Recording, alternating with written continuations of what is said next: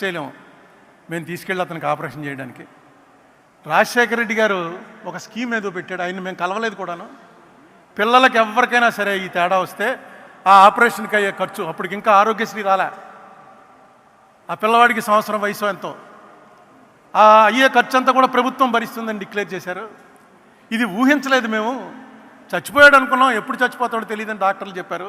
గుండెలో తేడా ఉంది, ఎప్పుడు చచ్చిపోతాడో తెలీదు, ఆపరేషన్కి 4-5 లక్షలు ఖర్చు అవుతుంది, మీరు పెట్టుకోలేరు, అలా ఉన్నంతకాలం ఈ మందులు వాడుతూ ఉండండి అని చెప్పారు. కానీ ఇదేదో భగవంతుడే ఇచ్చాడు మాకు అనుకుని వాడిని ఆపరేషన్ చేయించాం, వాడు బతికాడు, శుభ్రంగా ఉన్నాడండి. ఈ రాజశేఖర రెడ్డి గారు చచ్చిపోయిన తర్వాత టీవీలో వస్తుంది, అమ్మా అన్నా నమస్తే, అమ్మా నమస్తే, బాబు నమస్తే అని రాజశేఖర రెడ్డి గారిది ఆ పాత క్లిప్పింగ్ ఏదో తీసి టీవీలో చూపిస్తున్నారు. ఈ కుర్రాడు 3 చక్రాల సైకిల్ ఎక్కి అమ్మా నమస్తే, బాబు నమస్తే. అతనికి రాజశేఖర రెడ్డి తెలీదు, ఆపరేషన్ గొడవ తెలీదు, వాళ్ళ అమ్మ గొడవ తెలీదు, నాన్న గొడవ, ఎందుకు బతికాడో తెలీదు.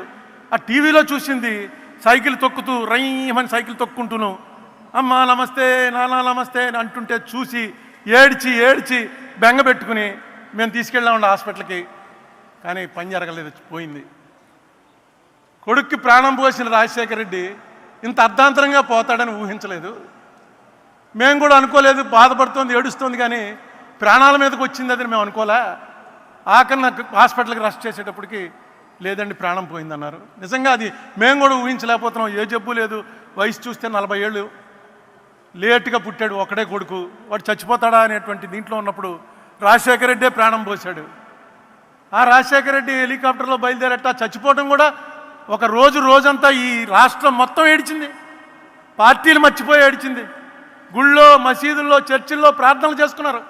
ఆర్గనైజ్డ్ కాదు, ఎవడ మట్టుకోడు దండం పెట్టుకుని రాజశేఖర రెడ్డిని బతికించే బాబు, ఒక్కటే అడుగుతాను, రాజశేఖర రెడ్డిని బతికించే చాలని. ఇలాంటి చావు బహుశా భగవంతుడు ఎవరికైతే నిర్దేశిస్తాడో అలాంటి వాళ్ళకే వస్తుంది. ఒక మనిషి వెళ్ళిపోతూ ఎంత ఇంపాక్ట్ పెట్టి వెళ్ళాడంటే మన మీద, ఎలాంటి ముద్ర కొట్టి వెళ్ళాడంటే మన మీద, బతికితే ఎలా బతకాలరా అనేటువంటి ఒక మెసేజ్ ఇచ్చాడు. అతను ఇందాక పళ్ళవరాజు గారు చెప్పినట్టు జీవితం అంతా అసమ్మతే, ఎవరుంటే వాళ్ళతో ఫైటింగే, ఎవరుంటే వాళ్ళతోటి దా కమాన్ ఛాలెంజ్ అని.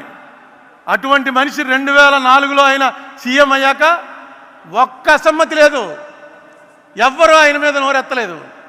కాంగ్రెస్ పార్టీలో అలా ముఖ్యమంత్రి ఉండటమే చాలా గ్రేట్.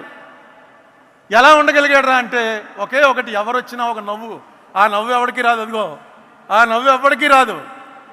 ఆ నవ్వు నవ్వడం, భుజం మీద కొట్టడం. రోజుకి ఎంతమందిని చూసేవాడో తెలియదు మనకి. పొద్దున్నే వచ్చిన జనాల్ని టెంట్లో, మిగతా మాలాంటి వాళ్ళందరినీ తలుపు దగ్గర ఇలా నిలబడేవాడు, తలుపు ఇలా తీయటం, బయట 50-60 మంది ఆయన్ని నమస్తే అండి, ఏయ్ నువ్వురా అన్నాం లోపలికి. కూర్చోడాలు ఏమీ లేవు.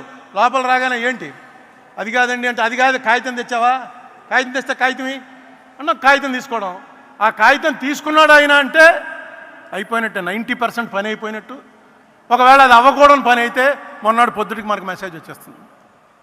ఇలాంటి నెట్వర్క్ ఆయన ఎప్పుడు ఏర్పాటు చేసుకున్నాడో, ఎవరితో డిస్కస్ చేశాడో ఎవరికి తెలియదు. ఈ రామచంద్రరావు గారి ఆఫీస్ ఎక్కడో ఉండేది, రాజశేఖర రెడ్డి గారి ఆఫీస్ ఎక్కడో ఉండేది.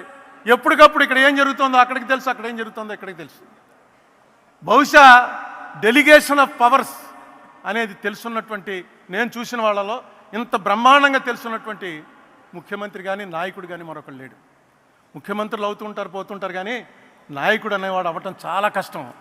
రాజశేఖర రెడ్డి ఒక నాయకుడు. రాజశేఖర రెడ్డితో 20 సంవత్సరాల పాటు ఏ పదవి లేకపోయినా అనేక మంది ఆయన వెనకాల వెళ్ళారంటే ఆ ఫేస్లో ఉన్నటువంటి ఆ గ్లామరు, నీకు కష్టం వస్తే నేను నిలబడతాను రా అనేటువంటి ఒక మెసేజ్ చెప్పకుండానే ఇచ్చేవాడు. ఎవరికి ఆ మాట అనేవాడు కాదు.